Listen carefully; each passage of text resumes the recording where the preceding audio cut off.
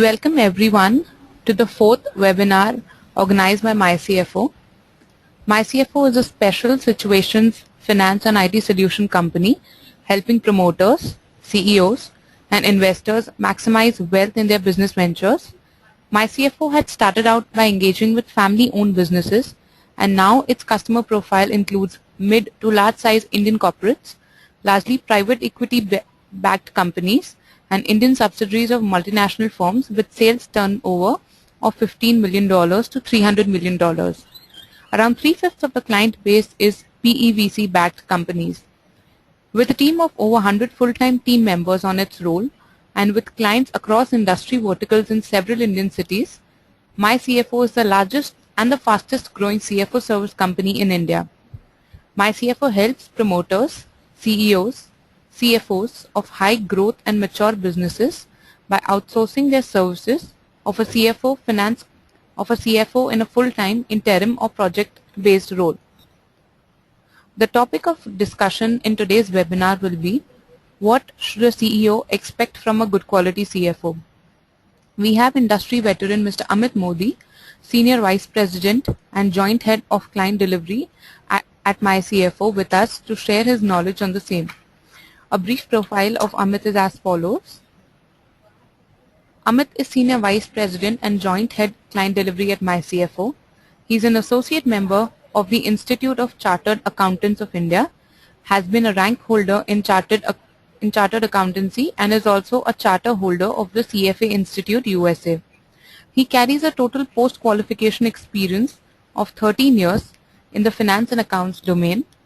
Prior to joining WealthTree, Amit was associated with Indian media conglomerate Zee as General Manager, Finance and Accounts of their print media division DNA. He has earlier handled multiple leadership roles at Tata AIA Life Insurance as Assistant Vice President of Finance and Accounts team, and with Aon Global Insurance Services as Manager, Finance and Accounts. At the start of his career, he had done a stint with PricewaterhouseCoopers and was part of the firm's team at Hindustan Unilever. In his current role, Amit co-heads delivery at MyCFO and has been actively involved as CFO of companies across ownership types ranging from family-owned and managed businesses, private equity, venture capital-backed ventures, and companies run by technocrat promoters. Amit's expertise lies in managing investor relations, presenting the company's performance to the board, acting as sounding board to promoters, and leading and managing finance teams across the companies that he manages. Over to you, Amit. Well, thanks for the introduction, and welcome everybody. Over the last decade or so, the role of the CFO has undergone a considerable transformation. A CFO wears multiple hats, and different stakeholders in the company have different expectations from the CFO. In today's discussion, we'll be focusing on the CEO's expectation from a CFO, and we'll also look at some of the finer aspects of the CEO-CFO relationship. You can see on the screen the multiple roles that a CFO is expected to perform. We'll run through this very quickly. I'm sure we're aware of what are the roles that CFO typically performs. We've broken this into 4 broad categories. Business strategy, which includes strategic and tactical decision making, business planning, and the like. Decision support, which is from the routine MIS, and it includes all the various ad hoc need-based information requirements based on which the organization takes decisions. Financial management, which encompasses anything that's got to do with raising capital, deploying capital, managing funds, cash flow management, and governance, which includes things like ensuring books are in order or the compliances are being done on time, controls are in place, risk management, etc. Now, while what we saw is a general set of roles that is expected out of a CFO, the specific expectation of a CEO from a CFO would differ from company to company, from situation to situation, and from CEO to CEO. At the same time, it's also true that not all CFOs bring all these skills to the table. So it is very important for both the CEO and the CFO to understand the context in which they are operating. Let's go to some of the factors that influence the CEO's expectation from the CFO. Firstly, what type of an organization it is. Okay, so for instance, the expectations from a CEO of a holding company of an Indian business group, which has got diverse businesses and global presence, would be very different from the expectations of a CEO of a business unit of that group. For example, let's take an example of the Tata Group. So Tata Sons CFO, his the expectations out of him are very different from the expectations from a CFO of an operating unit within that group. Similarly, the CEO of a high growth startup, okay, let's say Flipkart, for example, would expect the CFO of that company to be focused on things like managing cash flows, fundraising, increasing sales and market share, and overall working towards improving valuation of the company. Whereas a CEO of a, let's say an Indian subsidiary of a foreign MNC would be, which is typically generally well funded, would be more focused on things like improving profitability, cost optimization, improvement of ROI, and those kind of things. So so that's how the type of organization would impact what a CEO would expect from a CFO. Also at the same time, the CEO's expectation of the CFO would be driven or influenced by his own targets, the CEO's own targets, which are laid down by the maybe the parent company or the board of directors. For instance, for a sales-focused organization, the targets of the CEO would be largely in terms of sales growth, improving market share. So if you consider today's hot sector, which is e-commerce, it's like completely top-line driven currently. Similar situation was there, with the insurance companies in the early 2000s, where which they were completely focused on sales and less on profitability. Right. So in such a scenario, the expectation of the CFO would be to act as a growth enabler, to set processes in the company which keep the organization geared for growth. However, in a more stable environment, the expectation of the CFO would shift, towards bringing in more efficiencies, managing costs. Also, we've seen over the last few years, a number of companies were undergoing liquidity crisis, liquidity issues, where a CFO would be, the key expectations of a CFO would be to keep a hawk eye on cash, so that business does not suffer. Now, coming to the next, next factor that we have is the CEO's outlook and approach himself. So, first question is whether the CEO is he the owner or the promoter, or is he a professional CEO?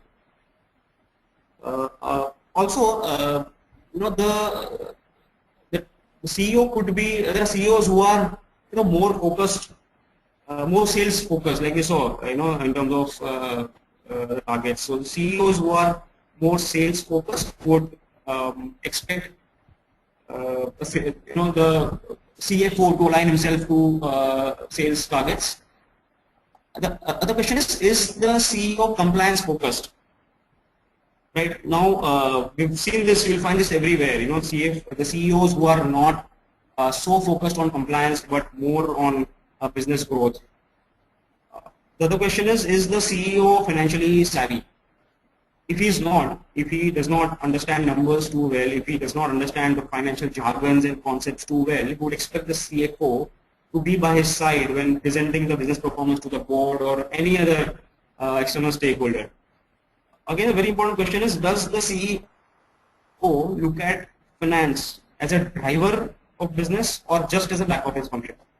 Well, you'll find CEOs of both varieties here, but of late there has been an increasing trend where CEOs look at CFOs and the larger finance function as a partner in business, in which case the expectations would be far higher than a situation where he's just looking at the CFO to give out the MIS or complete the compliances on time. And apart from this, there are several external factors, macroeconomic factors, competitive environment, which would affect the expectations out of the CFO. So regardless of these situational differences, it would be useful to look at some of the themes that emerge across companies, which is regardless of industry size or regardless of regardless of company size or regardless of industry.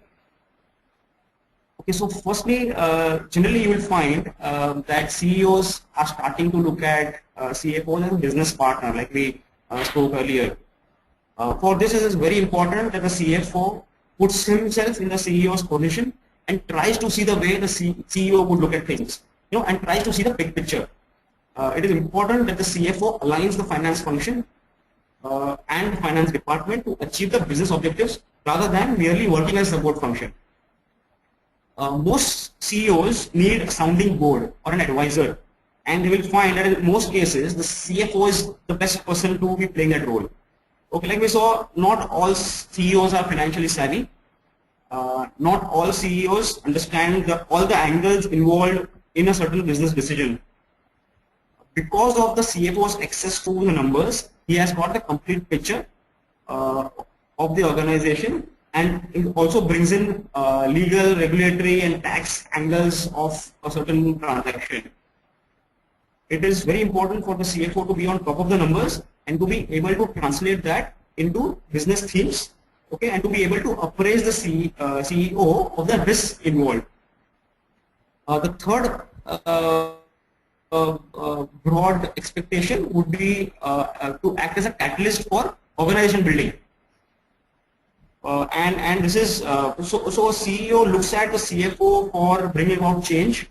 It could be bringing in operational efficiencies, change of processes, systems, new way of doing things. Sometimes it becomes hard for the CEO to push tough decisions onto department heads, in which case he might want the CFO to be able to play that role.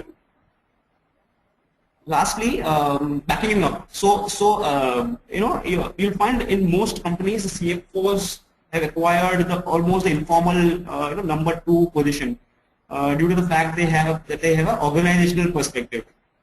In most professional organizations, the CFO is an invite to the board, okay, and he participates in the board meetings, and the crucial task of managing boards and investors is left by the CFO, by the CEO onto the CFO, filling in for blind spots. So a lot of times you might find that the CEO has certain blind spots or weak spots, so to say. So this could be, this is true of CEOs typically who have a sales background. It could be a compliance matter, or it could be an M&A transaction, or a financial remodeling that the company is going through. It is, in these situations, it is important for the CFO to step in. Any situation which is a fire situation or a conflict situation, you will find that the first person that the CEO goes to, the go-to man in such situations is the CFO usually. And it is also not very unusual to find that in the absence of the CEO, it is the CFO who's interested in the task of leading charge. And in such situations, it is required of the CFO to step into the CEO's shoes and discharge a more rounded organizational responsibility. Okay, we've looked at some of the more functional aspects of what a CEO would expect from a CFO. Let's look at some of the more relationship aspects for the CEO and the CFO to be completely aligned. They need to be singing the same tune, so to say, and they need to be communicating the same message internally and externally. For this, the relationship has to be very strong. The chemistry has to be right. Okay, and the CFO should go the extra mile in developing the common vision and the common operating philosophy along with the CEO. However, in doing so, the CFO should not forget his accountability to the board and the shareholders of the company, which is paramount. The CFO might be faced with a situation where he believes that the CEO's actions or decisions are not in the best interest of the company. This could be a stray instance, or it could be a pattern, and it could at the extreme it might be a more encompassing or far-reaching. For example, like what happened at Satyam. It is extremely important for the CFO to balance his loyalty to the CEO with the accountability that he carries towards the board and the shareholders of the company. It is therefore okay for the CFO to disagree on certain matters, have tough conversations, and it is important for the CFO to demonstrate a degree of independence because of his larger accountability towards the board and the shareholders. You will find the CFO will find that at times his role as a strategist and a steward, okay, that would mean the protector of assets of the company and the overall conscience keeper of the company. These two roles are in conflict, right? It is very difficult to set rules as to which way the CFO should lean, but it is this very delicate balance which the CFO needs to achieve, right, so that he is able to discharge his role both as a growth enabler without compromising on the integrity and the governance aspects of the organization. It is this ability to get this balance right which sets very good CFOs apart from the rest, right? So that's what we have. I think we'll also spend some time in taking some questions that we had received.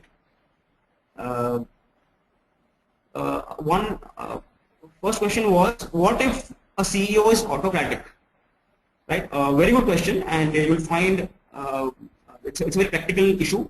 And so there are two problems here. One is an autocratic CEO directly hampers the CFO's independence, and two, the CFO would also be less than satisfied in professionally working with an autocratic CEO. So in this situation, it is very important for the CFO to build bridges with other stakeholders of the organization, such as the board of directors, the audit committee, and this is more true in case of a professional organization which has a very active board and audit committee. If the company is part of a larger business group, or it is a subsidiary of a foreign company, the CFO would have a dual reporting to the group CFO, the regional CFO, and can therefore draw some authority from there while dealing with the local CEO. However, in case of a family-run business where the CEO is almost a promoter or the owner, the situation could get a bit tricky. So it's like we spoke earlier, it is important that the CFO is able to demonstrate his independence and is able to have a conversation with the CEO, on these lines. I'm sure, if the CFO is seen as adding value to the organization and is partnering the CEO in, in enabling the company towards growth, the CEO would look at the CFO's position as well. But end of the day, it is the CFO needs to take a professional call on the organization and the CEO whether he's able to discharge his responsibilities with the right degree of independence or not. Okay, so these are some pointers that one can look at if when dealing with a CEO who is imposing, right? The other question that we had is, is the role same in case of a small company, and how can the CFO add value to a smaller business? Well, what we discussed today, applies to companies of all sizes. However, smaller companies have, their own peculiarities, right? Firstly, the access to capital might be a constraint as compared to a larger organization. So, raising and managing funds is something that it would become the key. Further, if it is a small company which is gearing for growth, it is usually the case that the processes, are not commensurate with the kind of growth that the company is looking at. In which case, the CFO has to, build those processes so that as the organization grows, it's able to sustain that growth.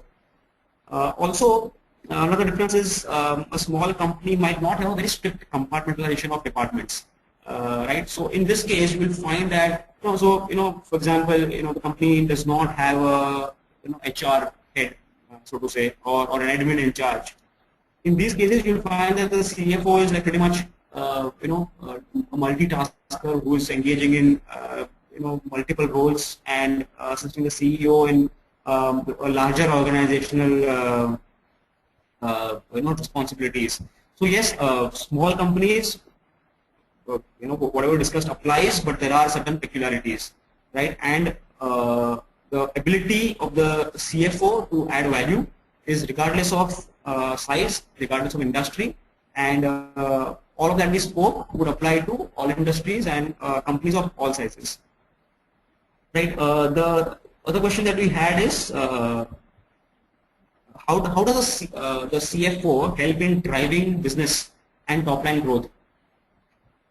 Okay, so I think it's very important for the CFO to have extremely good knowledge and understanding of the business and of the industry in which the company functions. It's very important. It's very important for the CFO to understand competition very clearly. What are the good drivers for the business? And of course, I mean, the CFO won't go out in the market to sell, but he would work together with the CEO, the COO, and the department heads to create a framework and a structure and policies that are geared for growth. The CFO is not only a party to the business decisions, but he plays a very important role in providing meaningful data and analysis, which will help the company take strategic and tactical decisions. For example, in case of expansion plans, hiring strategies, pricing strategies, setting targets, measuring performance. So here is where the CFO plays a very crucial role in driving top line and sales growth. So I think these are the questions that we had for today. So thanks a lot, everybody, for participating. Thank you so much, Amit, for. Hello. Yeah. Yeah. So thank you so much, everyone, for being a part of this webinar, and thank you so much, Amit, for sharing the detailed presentation that projects the interdependence of CEO and CFO in a company. In case there are any specific questions, the same can be mailed to Mr. Modi directly, which on the email ID which is flashing on the screen. So thank you so much, everyone. Thank you, Amit. Thanks a lot.